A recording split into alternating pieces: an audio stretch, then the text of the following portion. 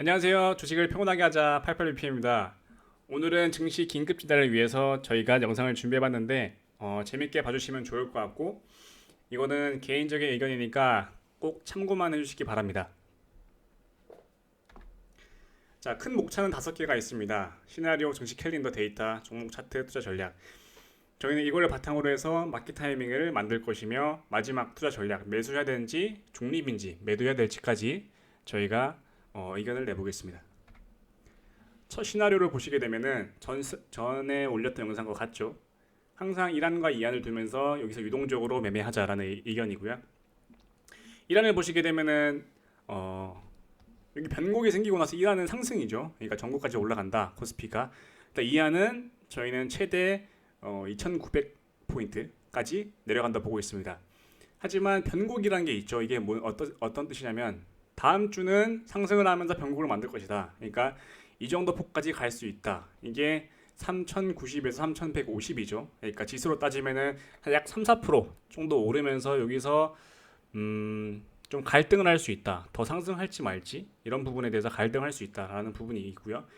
근데 보시게 되면 1안과 2안의 기대확률은 50%입니다. 왜냐하면 저희는 환율을 봐야 되기 때문에 이거는 예측을 할 수 없는 범위이기 때문에 저희는 환율에 따라서 1안과 2안을 설정할 예정이고 1안 즉 상승하기 위해서는 환율이 하락을 해야 되죠.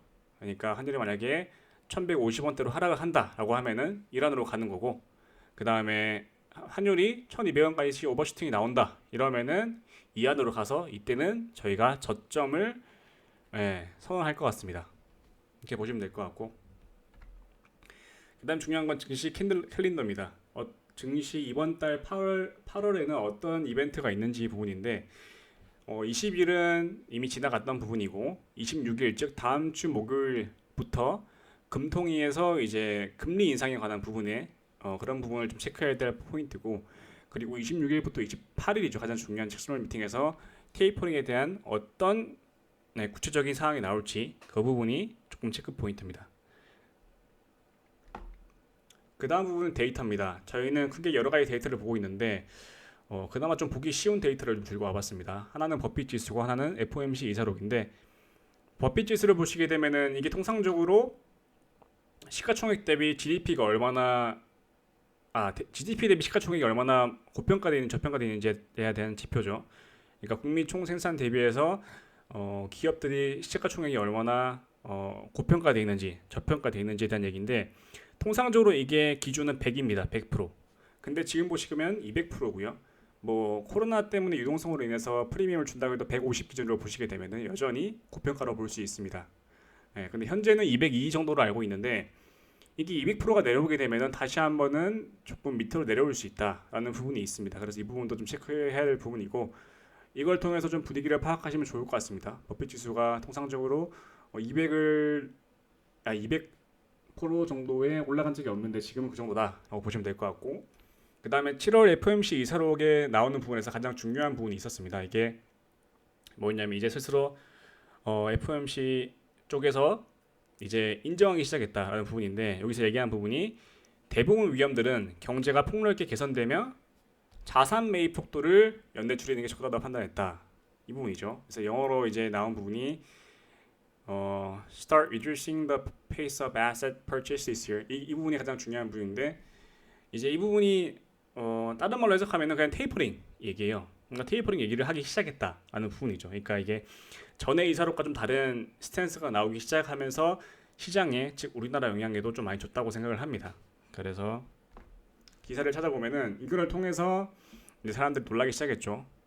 이제 미 연준 의사록 테이퍼링 계획 뭐 세웠다 이렇게 얘기하고 테이퍼링 연내 시작 논의. 그러니까 FOMC에서 좀 달라진 부분을 통해서 이제 증시가 하락을 했고 그에 따라서 이제 다가오는 섹스널 미팅 때 어느 정도 스탠스가 나올 거다라는 그런 기사들이 많습니다. 그래서 여러분들도 그렇게 분위기를 파악하시면 될 것 같고 그 다음 보는 게 이제 2년 10년물 장단기 금리차고요. 10년 국채 금리입니다. 이 두 개를 들고 온 이유는 조금 추상화되어 있고 그 다음에 좀 보기 쉽게 좀 설명을 드리고 싶어서 들고 와봤습니다. 이 보시게 되면은 10년물 국채 금리가 이때부터 이때까지 그리고 이때부터 이때까지를 보시게 되면은 거의 커플링이네 커플링 같은 움직임으로 흘러간다고 보시면 될 것 같고 장단기 금리차가 확대가 될 때, 즉 2를 넘어갈 때쯤에는 경기가 좋아지는 부분이고 금리차가 줄어들 때는 항상 이때는 디프레션이 옵니다. 그러니까 경기 침체가 오게 되죠. 근데 이런 경기 침체 구간은 언제 나타나냐? 장단기 금리차가 제로 즉 역전됐다가 다시 상승할 때 이런 회색깔 구간이 다 디프레션입니다. 자, 이런 경기 침체 구간이 발생한다라는 부분이고 이번 최근 코로나 때가 장단기 금리차가 마이너스 돌아섰습니다. 근데 돌아서면서 0.3 구간에서 디프레션이 조금 있었죠. 근데 저희가 보고 있는 부분은 이 금리차가 크게 확대가 되는 부분을 보고 있기 때문에 확대가 되기 위해서는 키우기 위해서 즉 장단기 금리차가 확대가 되기 위한 어느 정도 트리거가 필요하다. 그래서 그런 부분이 날 수 있다는 부분을 저희가 보고 있고 그리고 10년 국채 금리 부분인데 이게 하나 체크 포인트 여러분들 체크해야 될 부분이 뭐냐면 이번 연도 1월부터 3월에 증시가 크게 급락했던 부분이 있었죠. 그때 그 이유는 인플레이션 때문이었습니다. 즉 10년 국채 금리가 상승하면서 자산 시장에 대한 선호가 많이 줄어든 그런 스탠스가 나타났었습니다. 그때가 1월부터 3월 즉 국채 금리가 1.2, 3에서 1.8까지 갔을 텐데 지금은 많이 현저히 내려와 있죠. 근데 저희가 체크해야 될 포인트는 저희가 보기에 국채 금리가 다시 한번 급등하는 걸로 보고 있습니다. 그 시기는 정확히는 모르겠지만 다시 이렇게 우상향으로 올라간다라는 부분을 보고 있기 때문에 그에 따라 증시가 어떻게 반응할지도 봐야 될 부분이고 그리고 저게 상승하게 되면 항상 얘기가 인플레이션에 대한 뉴스가 나오게 됩니다. 그러니까 지금은 시장에서 보면은 테이퍼링 이 모든 집중이 되어 있기 때문에 인플레이션 얘기는 없어진 부분이 있는데 이 테이퍼링 얘기가 끝나고 나면은 우리가 봐야 될 부분은 인플레이션 부분입니다. 그래서 이 부분도 우리가 조금 시장을 볼 때 체크해야 될 포인트라고 생각을 하고요. 그 다음에 종목 차트입니다. 종목 차트를 들고 온 이유는 이거를 통해서 마켓 타이밍을 해보자 라는 그런 의미를 담고 있고 우리는 크게 반도체 두 가지 기업 삼성전자와 SK하이닉스를 통해서 1안과 2안을 짜서 어떻게 흘러갈지를 보고 오면 좋을 것 같은데 1안은 73,000원 그 다음에 77,000원 사이에 박스권을 만들 것으로 보이고 이게 빨간색 구간이고요. 2안은 파란 색깔 구간 67,500원 하락까지 보고 있다 부분인데 저희는 1안에 초점을 두고 있다 이렇게 보시면 될 것 같습니다. 그러니까 다음 주부터 이제 변곡 구간을 만들기 위해서 반등이 올 것이다 라는 그렇게 스탠스를 보시면 될 것 같고 여기서 추가 상승을 한다라는 부분 하락을 한다는 부분은 우리는 환율에 맡기겠습니다. 자, 이거를 종합으로 해서 우리는 마지막 아웃컴인 투자 전략을 짤 건데 8월 4주차 그러니까 다음 주부터죠. 다음 주는 바이에 대한 신호를 내겠습니다. 바이를 하는 이유는 아까 얘기했듯이 변곡을 만들기 위해서라고 생각을 하고 5주차 때는 셀 포지션입니다. 아까 언급드렸듯이 환율 움직임에 따라서 증시가 하락할지 상승할지 모르기 때문에 셀로 해놓고 이제 지켜보자. 환율이 추가 급등하는지 아니면 그 환율이 하락을 하는지 지켜본 다음에 9월에는 이제 1안과 2안을 선택을 해서 투자 전략하자. 이렇게 해도 늦지 않습니다. 무조건 내려온다고 사는 게 맞는 게 아니라 이런 시장의 유동성, 그 다음에 시장의 분위기를 파악하면서 들어가도 늦지 않다는 부분이 있고요.